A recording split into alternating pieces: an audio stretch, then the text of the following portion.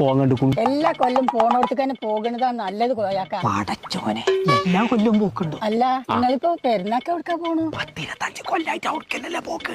അവിടക്കന്നെ പോയാ മതി. 25 കൊല്ലായിട്ടോ? അവിടക്ക് പോയാലേ മനസ്സൊക്കെ തീർപ്പതിയാവുള്ളേ. അത് പറഞ്ഞ ശരിയാണ്. കള്ളത്തന്ത വയസ്സാം കാലത്ത് മനസ്സിനെ പറയിപ്പിച്ചാണ്.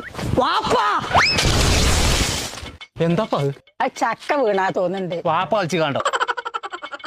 ഇന്നത്തെ ഇവിടെ കിടക്കണടാ, നീ ചോദ അവിടുന്ന് എന്തേന്ന് പറഞ്ഞേ? 25 കൊല്ലായിട്ടില്ലേ? ശരിയാക്കി തരാട്ടോ. ഇത് ഞാൻ ഉമ്മാനോട് പറഞ്ഞുതരാട്ടോ. എടാ ഞാനൊന്ന് പറയട്ടടാ. നിങ്ങൾ ഇനി ഒന്നും പണയണ്ട. രണ്ടും കൂടി വിഷുവിനും പെരുന്നാക്കും ഇവിടുന്ന് നാട് വിടാനുള്ള പരിപാടിയല്ലേ?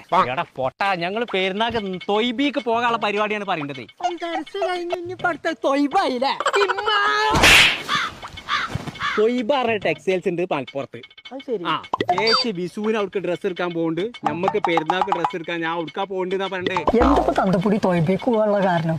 കുറഞ്ഞ പൈസക്ക് നല്ല സാധനം കിട്ടണോടത്തേക്കല്ല എല്ലാരും പോവുക.